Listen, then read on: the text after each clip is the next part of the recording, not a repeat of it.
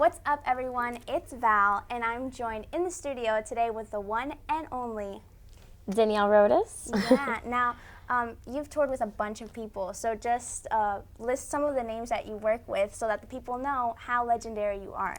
Wow, thank you. Some of the artists I've worked for are Daddy Yankee, Don Omar, Wisin y Yandel, Jesus.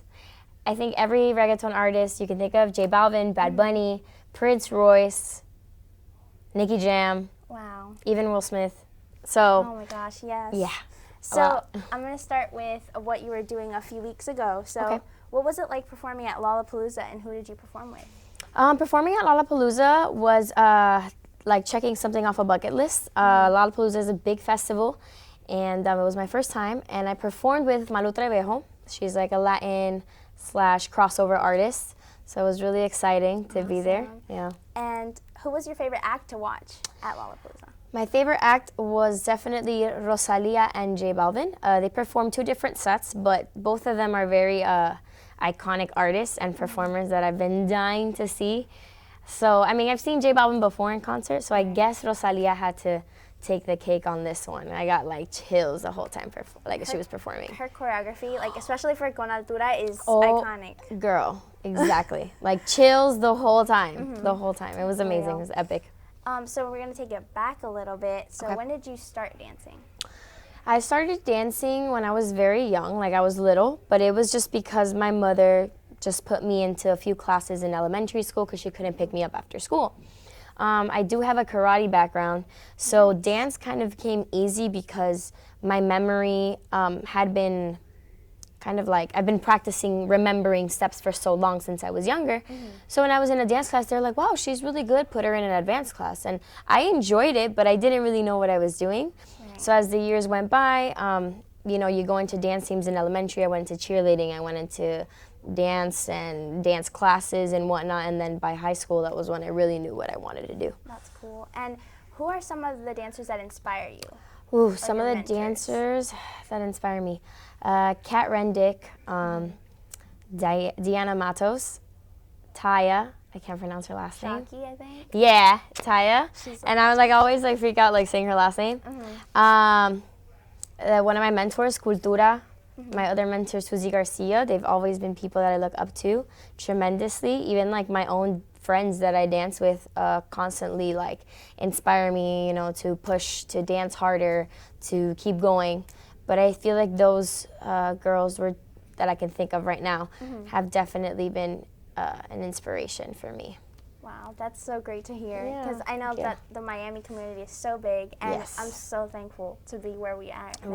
Right. Like, it's so great. And it's growing, so that's good. What was the first major gig you booked? First major gig, I think for me major, what would you say major is? Like? Well, like when you realize like, oh, this is really happening, like my life's about to change, or like going through that direction. Okay, so I think, well, my first gig was definitely like an award show in Univision, and that was like the first time I ever tasted anything like the industry. So I didn't know you can dance on TV, get paid, and make this a living. So for sure that was something that like impacted me.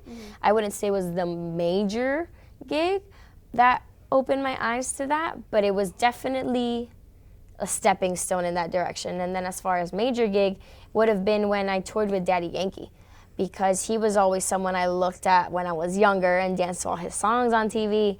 And then they were like, hey, you're going on tour, you're going to Europe. And it was my first time going to Europe.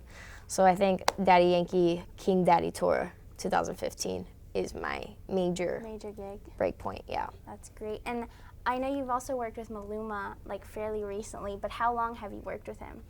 I think the first job I ever did with him was like in 2011. Like I was really young, so was he.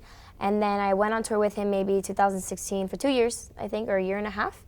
And I just finished working, like not finished, because you kind of just always, like if you're not on tour with them, you'll probably dance with them in an award show. I think the last time I danced with him was last year in like Israel or Romania, something like that. Wow. So it takes so you recent. everywhere. It takes you everywhere. Not kidding. Yeah, and I didn't know it would take me, but it did take me over there. So. Wow. So what was one of the performances that you did with Maluma that like stood out?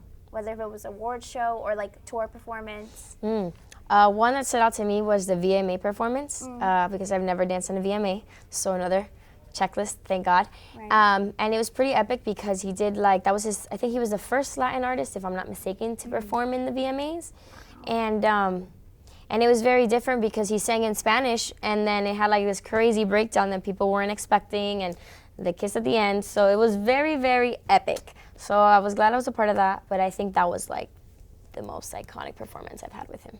The kiss at, okay, cool. Yeah. And I want to talk about the kiss at the end because Okay. there's a lot of controversy around that. But was it like a stage moment, you know, because the VMAs are known for like being iconic and they do have certain things set up. Right. Or was it like a spur in the moment, like nobody knew? I think it's a mix of both because I feel like at first that wasn't the plan, but then I feel like when you're a rock star and you're like a performer and it's your first time and you have all these girls and this is like your one shot to make a whoa, you know what I mean? Right. And it was kind of like, I don't know if it was the day before or right before stage, like it was planned. And the reason why I say that, like it wasn't planned with anyone else, it was just like more him, like it was his decision, is because every time we would rehearse, he would end a certain way. And then this one time he ended to the side. So it was like, he knew what was coming. So it was like a mutual understanding. And I thought it was great, you know what I mean? I thought it was epic, I thought it was cool. I was like, good, get your moment. And he did, so. And that's what like the VMAs are like known for. Like exactly. If you're like about to do your mark or leave a signature, leave it. then do it. Yep. All in. And I was gonna ask you too, how have you how has your relationship with the artists you've performed with been? Like in terms of seeing them grow, because I know a lot of us or a lot of dancers start off, you know, performing with them when they're just starting. So how has it been seeing that as a dancer working with Maluma? It was different and it's nice to see. I didn't, like, there was a gap between where I didn't dance for him, but seeing from the first performance I ever did with him, which was like in Sábado Gigante, to going on a world tour with him was pretty crazy because you're like, wow, I remember you when I was like 16 or 15 and you were the same age and here we are, you know, traveling across whatever, South America. And it's kind of like, wow, like he really worked hard. So I'm like happy. It's like you get happy for them. Even if you don't have a close relationship to them, you just wish them the best. Right. So I would say that. Cool. And you also danced in the World Cup FIFA 2018. So how did that opportunity come about? Oh my God, I get chills thinking about that one. Not lying. Can't zoom in on that, but yeah. So that came about because my mom was planning on going to Russia for the World Cup. She's a super huge soccer fan, and it was like one of her dreams. Unfortunately, the person she was gonna go with couldn't go, and one day she decided to ask me, like, would you go with me? And I was like, how long is it? She's like, 30 days. I was like, why not? Like, I don't know how, but that was my response. Right. And then, you know, she's like, okay. She goes, looks for FIFA tickets, she does this, she does everything she needs to do. I book our flights, whatever. Then I'm thinking, and I'm like, did I just decide to go with my mother to Russia for 30 days? That means I don't work. I forgot that my work depends on my availability. Like, I gotta be in Miami, I gotta be here. If I'm in Russia, they're like, oh, well, you can't do anything. So I started having second doubts, not gonna lie. But then a little close to leaving to Russia, Maluma has 2 shows in Israel and then in Bucharest. And I was like, well, I'm going to be in Russia. They're like, perfect. Because the flights from Russia to those places are way cheaper, number one. And also he was going to be there too, but for like his own personal pleasure or whatever. So I fly with my mother to Russia. We go watch the games, Colombia. I'm there for her and for soccer. That's it. To enjoy this epic thing that happens every 4 years, whatever. Colombia leaves. I'm in the apartment. I'm on Instagram, which is so funny. And this choreographer that I know posts a story about, hey, I got my visa accepted to Moscow. So I'm thinking, oh my God, she's gonna teach classes out here. It's Nika Klun, and she teaches usually over there, like urban dance camp, all these different conventions and stuff. So I was like, oh my God, what are you coming for? Are you gonna teach? I have nothing else to do because the games are really like, there's barely any games. And she's like, what are you doing here? how long are you here for? Are you working? Are you free? Are you available? And I'm like, I'm here with my mom, and I leave the day after the final. She's like, I have an audition this Saturday for the World Cup finale for Nicki Jam, Will Smith, and Era, whatever her last name is. And I'm like, Mom, there's an audition on Saturday here, like whatever. So basically, I'm like, what is happening? Like, how is this opportunity coming about? Mind you, I just met her January, like, because I was in Miami and decided to go to a class. And it's just crazy how life works. She had asked me, I'm sidetracking a little bit, but it's just because it's crazy. Yeah. She had asked me, are you going to be here in July? Because I'm going to probably help doing premios, Juventud, so I would want to use you. And in my mind, I said, yeah, because you never want to say no. But in my mind, I knew I was going to Russia already. Right. Whatever. Life has this way of working and aligning itself that we both end up in Russia, and we got to work in July together. It just was a completely different job.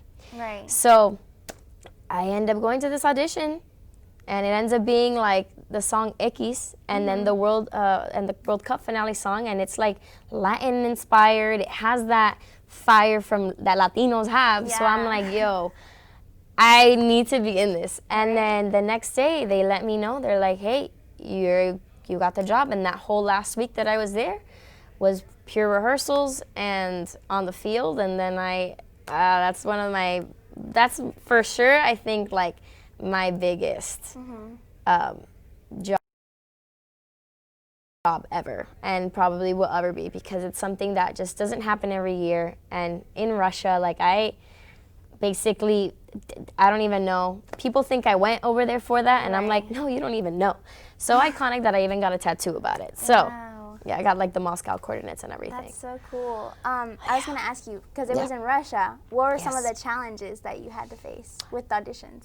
Well, with auditions, I didn't know what they were going to wear. I didn't know what auditions were like over there, so I took a bag with different options, like, something more Miami-ish, like maybe like shorts and like a top and like my makeup full out. And when I got there, it was more like sweatpants and a shirt. So I had my sweatpants and a crop top. I was ready, so thank God, because I didn't feel crazy.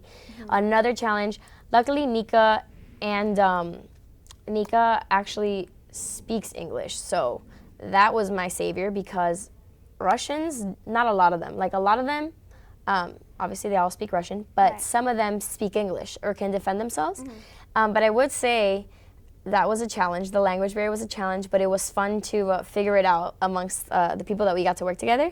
And then by the end of the time that I had to leave, I remember being in rehearsals, and there was this lady that would have to count from 1 through 8, but for the field and us, but I had no idea what was happening. So I basically took it upon myself, like, teach me how to count from 1 through 8 in Russian, because then I'll like figure it out. So I think that was really cool. The language barrier was tough, but it was fun. That's awesome. It was fun. It was you good. had to get that 8 count secured. Had to get that 8 count, and then I left with like a cute little, I left with some great friendships. Like I want to go back.